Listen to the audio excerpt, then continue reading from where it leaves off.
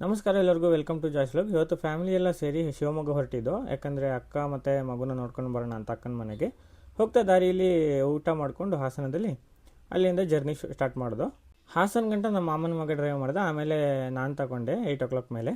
ಹಾಗೆ ರೋಡ್ ಚೆಂದ ಇರೋದ್ರಿಂದ ಒಂದು 120 ಇಲ್ಲಿ ಚೆನ್ನಾಗಿ ಹೊಡೆದೆ.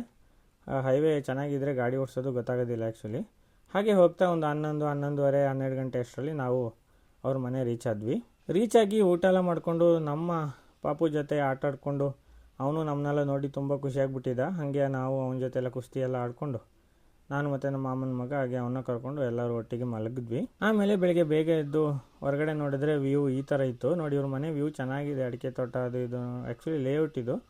ಅಡಿಕೆ ತೋಟ ಎಲ್ಲ ಈಗಲೂ ಇದೆ ಹಿಂದ್ಗಡೆ, ಚೆನ್ನಾಗಿದೆ ವ್ಯೂ ಶಿವಮೊಗ್ಗದಲ್ಲಿ. ಇದೆಲ್ಲ ಆದಮೇಲೆ ನೀಟಾಗಿ ಒಂದು ಬ್ರೇಕ್ಫಾಸ್ಟ್ ಎಲ್ಲ ಮಾಡಿಕೊಂಡು ಎಲ್ಲರೂ ಸೇರಿ ಕಾರ್ಟೂನ್ ನೋಡ್ತಾ ಕೂತಿದ್ವಿ. ಮಕ್ಕಳ ಜೊತೆ ಕಾರ್ಟೂನ್ ನೋಡ್ತಾ ಕೂತಿದ್ರೆ ನಮಗೂ ನೋಡಬೇಕು ಅನಿಸುತ್ತೆ. ಇದೆಲ್ಲ ಆದಮೇಲೆ ಅಕ್ಕ ಮಗುನ ಕರ್ಕೊಂಡು ಸ್ವಲ್ಪ ಹೊತ್ತು ಆಟಾಡ್ತಾಯಿದ್ಲು ಸೈಕಲಲ್ಲಿ.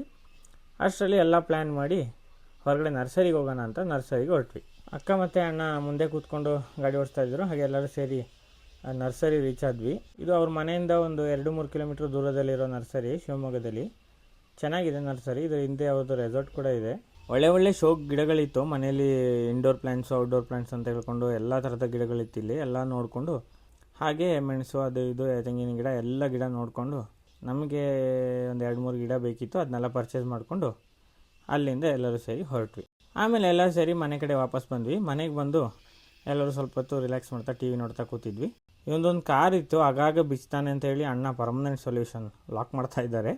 ಆಮೇಲೆ ನೋಡಿ, ಆ ಕಾರ್ ಇಟ್ಕೊಂಡು ಏನು ಪ್ರಾಬ್ಲಮ್ ಇದೆ ನೀಟಾಗಿ ಆಟಾಡ್ತಾ ಇದ್ದ. ಅದು ಬಿಚ್ಚೋದಿಲ್ಲ ಇವಾಗ. ಅಣ್ಣ ಆ ಥರ ಲಾಕ್ ಮಾಡಿಕೊಟ್ಟಿದ್ರು. ಇದೆಲ್ಲ ಆದಮೇಲೆ ಅವನಿಗೆ ಆ್ಯಪಲ್ ಬೇಕಂತ ಕೇಳಿದೆ. ಅವ್ನು ಬೇಡ ಅಂದ. ಅದಕ್ಕೆ ನಾನು ತಗೊಂಡು ತಿಂದ್ಬಿಟ್ಟೆ ಗೈಸ್. ಆಮೇಲೆ ನಾನು ಮತ್ತು ನಮ್ಮ ಮಾಮನ ಮಗ ಅಣ್ಣ ಎಲ್ಲರೂ ಸೇರಿಕೊಂಡು ಸ್ವಲ್ಪ ಶಿವಮೊಗ್ಗ ಟೌನ್ ಸುತ್ಕೊಬರೋಣ ಅಂತ ಎಲ್ಲ ಹೊರಟ್ವಿ. ಟೌನೆಲ್ಲ ಸುತ್ಕೊಂಡು ಬಂದು ಮನೆಗೆ ಬಂದು ನೀಟಾಗಿ ಒಂದು ಊಟ ಮಾಡಿ, ಅಣ್ಣ ಮಟನ್ ಎಲ್ಲ ಮಾಡಿದರು. ಊಟ ಎಲ್ಲ ಮಾಡಿಕೊಂಡು ಸ್ವಲ್ಪ ಹೊತ್ತು ರೆಸ್ಟ್ ಮಾಡಿ ಮತ್ತೆ ಒಂದು ಐಸ್ ಕ್ರೀಮ್ ತರಿಸಿದ್ರು. ಐಸ್ ಕ್ರೀಮ್ ಎಲ್ಲ ತಿಂದು ಅವರಿಗೆಲ್ಲ ಟಾಟಾ ಬಾಯ್ ಬಾಯ್ ಅಂತ ಹೇಳಿ ಅಲ್ಲಿಂದ ನೆಟ್ಟಿಗೆ ಕೊಡಗು ಕಡೆ ಹೊರಟು. ಇವತ್ತಿನ ವ್ಲಾಗ್ ಇಷ್ಟೇ. ಯಾರೆಲ್ಲ ನನ್ನ ಪೇಜಿಗೆ ಹೊಸದಾಗಿ ವಿಸಿಟ್ ಮಾಡಿದ್ದೀರಾ ಫಾಲೋ ಮಾಡಿ, ಸಪೋರ್ಟ್ ಮಾಡಿ.